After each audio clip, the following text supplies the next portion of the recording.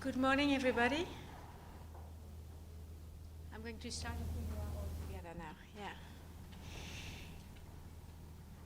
We, the 11 Security Council signatories of the Statement of Shared Commitments for the Principle of Women, Peace and Security, Ecuador, Guyana, Japan, Malta, the Republic of Korea, Sierra Leone, Slovenia, Switzerland, the United Kingdom, the United States, and my country, France, have come together to express our deepest concerns regarding the situation of women and girls in Sudan. We would like to emphasize 4 key aspects. Firstly, we are appalled by the widespread and increasing sexual and gender-based violence in the conflict.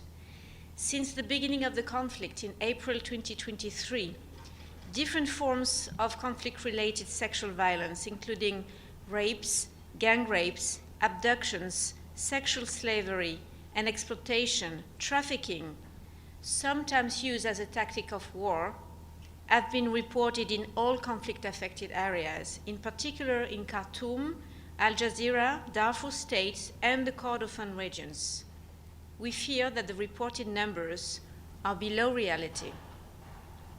As the conflict is spreading to areas sheltering numerous displaced persons, we are alarmed by a growing number of civilians are affected by these horrifying acts, especially women and girls.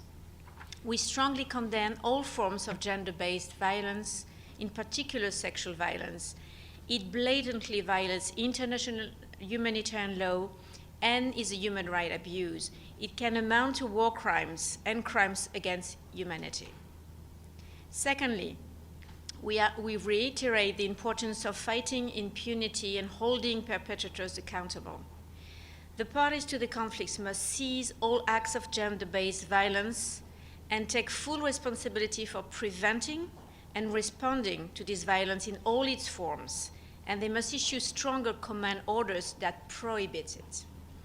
We commend the decision of the prosecutor of the International Criminal Court, Karim Khan, to accelerate the investigation of recent allegations of crimes in Darfur, prioritizing crimes against children and crimes of sexual and gender-based violence. We also support the increased engagement of the court with affected communities and grassroots organizations. We welcome the establishment of the fact-finding mission at the Human Rights Council in its 54th session.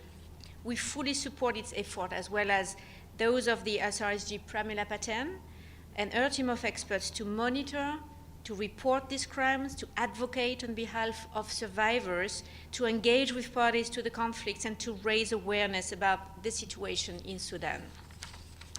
Thirdly, we call upon all parties to the conflicts to immediately cease hostilities and to respect their obligations under international humanitarian law, including by refraining from targeting civilians' objects, including medical facilities, and by allowing and facilitating rapid, safe, and unhindered humanitarian access.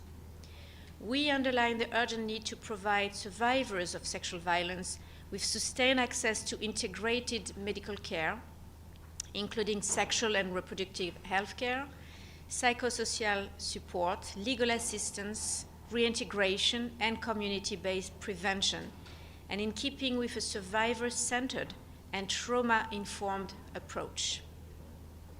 It is paramount to seek a negotiation solution to the conflict in accordance with the commitments parties have made in Jeddah. We welcome the central role of the personal voice for Sudan in this regard. We also welcome the efforts of all stakeholders and neighboring countries, in particular the African Union and IGAD.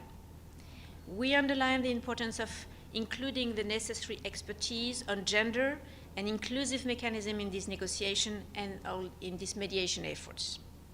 We are convinced that ensuring the full, equal, meaningful, and safe participation and leadership of women is essential for conflict resolution and to restore an inclusive political process towards a democratic transition. We condemn all threats against women human rights defenders. We urge the removal of any restrictions on civic space and on their rights to continue their essential work. It is paramount to support the role and contribution of civil society organizations that advance gender equality and the empowerment of all women and girls in Sudan. Lastly, we are determined to maintain a high level of attention of the crisis in the Security Council, and we urge all our partners to remain seized of the situation in Sudan.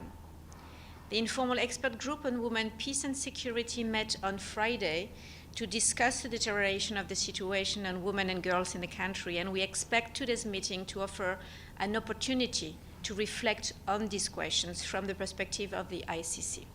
I thank you. Do you think that condemning is enough? And do you think that all of you are going to change the lives of those young girls and women who have been raped or sexually abused? I mean, what concretely are you doing? Raising awareness is just a first step. We are all aware of that. Thank you. Well, as a follow-up to that, is Pamela Falk from CBS News. There are 10 million people displaced as far as the numbers I've seen recently. What can the UN do? Even UN agencies are saying Sudan's been forgotten. Well, ceasefire is absolutely paramount. It's the first effort to try to address the situation, and we are also supporting a special envoy to provide with some recommendations. Thank you. Would the Council be ready to do a referral to the ICC, or an additional referral, since there is already a referral for the war crimes committed in Sudan and South Sudan?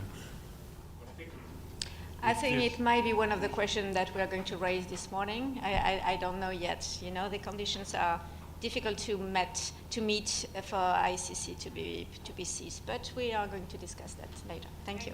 Thank you.